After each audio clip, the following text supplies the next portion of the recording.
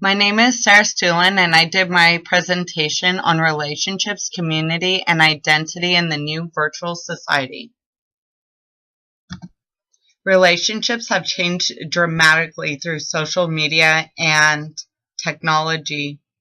The internet has reshaped our social lives within a couple of decades.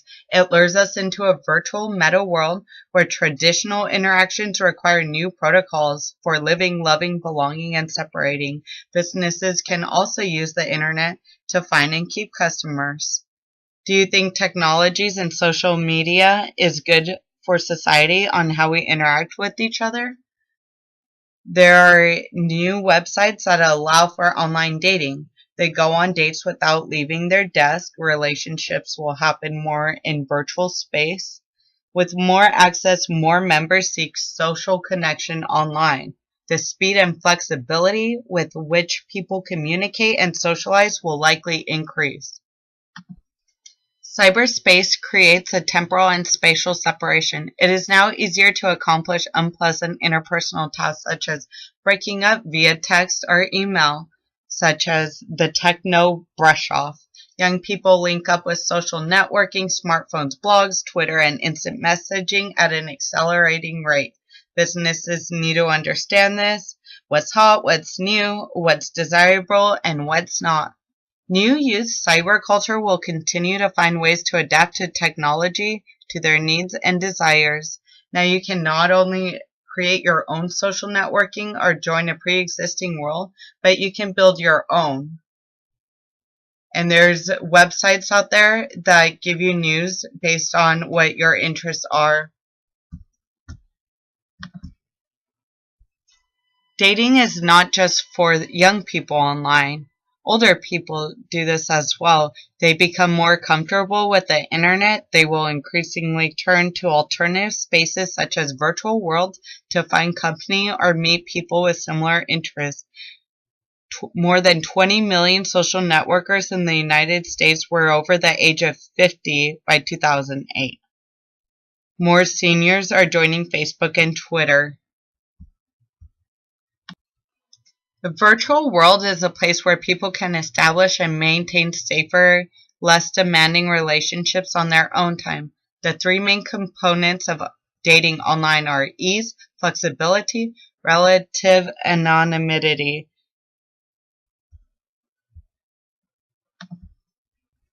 Businesses will offer a much wider variety of virtual products and services. Having these options would give substantive feel to online relationships. The more real and satisfying these relationships can be made to seem, the more they will attract and hold people, and the more money they will generate. Businesses could use game applications like Mall World or Cafe World on Facebook as platforms to advertise too. Advertising boards could promote online activities such as online dating or speed dating, which will dramatically change the nature of our relationships. There are more social networking and gaming combination sites for children. Children are developing social skills within these virtual worlds, families, and the internet. Internet can strengthen family ties because it provides continuous connected presence. It's easier to stay in touch.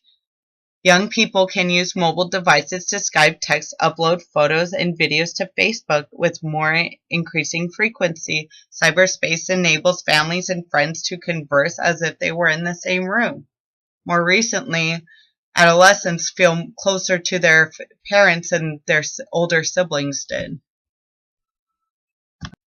Employers and governments, their social, human resources, financial services, and benefit programs will be challenged as the new economy takes great advantage of these multiple newly unfolding personal relationships.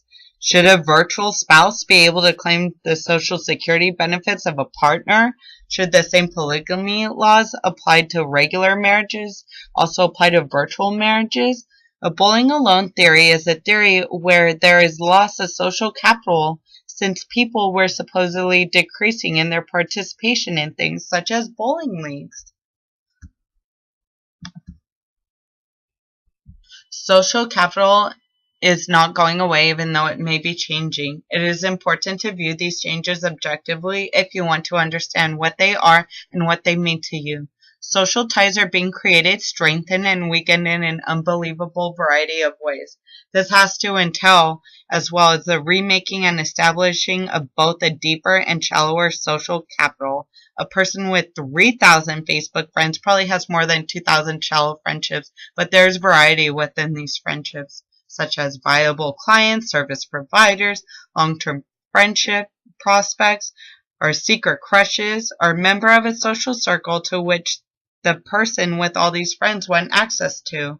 Some acquaintances might even be given the label friend on Facebook, so they're not being rude. And people can see different things based on your filters. A new communication phenomenon is micro-coordination, as people are constantly planning, coordinating, and changing plans because their cyber connections are always on. Example, you might have plans to go out to eat with a friend, but there's a party that was just posted about. You may ditch your friend for the party, or you may rush your plans with your friend so you can have enough time to go to the party. Adolescents today build and rebuild social networks via constant messaging. It is a safe, autonomous pattern. Sociologists describe two kinds of social ties: strong ties and weak ties. Strong ties of family members and those with shared values, beliefs, and identities. Weak ties to acquaintances and other people with shallower connection. The internet and some mobile devices are enabling the strong community ties to be reinforced, often at the expense of weak ties. Although technology is encouraging to promote diversity, there is a strong trend called digital tribalism, which is people search for those who are similar to them, from similar genomes to beliefs to lifestyle choices. The internet brings people together. People can now attend business meetings, do financial planning, meal sharing, celebrations, and more via internet. People can use Skype for this. Associations might capitalize on online events for far-flung and numerous business, professional, and friends and families of members. Employers might do the same for their employees. Personal networks, perhaps offering discounts, education, job postings, and new products to all friends of friends.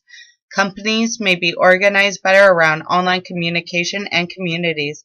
They would attract more people, increase productivity, and spin the sale of products and service to these populations. Advances in brain research and multisensory perception could play an important role in development of relationships. Neural devices already allow people to control electronic equipment such as wheelchairs via brain-computer interfaces. Avatars that maybe could be controlled that way could soon be available, which could create people to feel. With advances in technology, responding to virtual partners could also improve. This may be possible to connect virtual reality programs directly through the brain, thoughts, and emotions. Once humans begin to perceive virtual social interaction as actually having occurred, it will greatly impact individuals, relationships, communities, and society. The identity industry. Found identity created by your circumstances, who your parents were, your ethnic background, your religion, your sex, where you went to school, your profession, and all the other external factors that people use to categorize and describe you. The second identity is made identity, created by yourself, how you wish to see yourself and how you want others to see you. With the future technology, one can remake your identity at will virtually. It will affect fundamental societal values such as trust and reliability. This could be a problem with relationships regard to boyfriends or friendships. People can change information. They might not be honest about their past.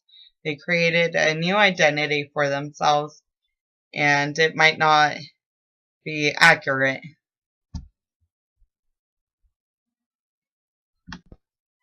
People can interact amongst each other through avatars.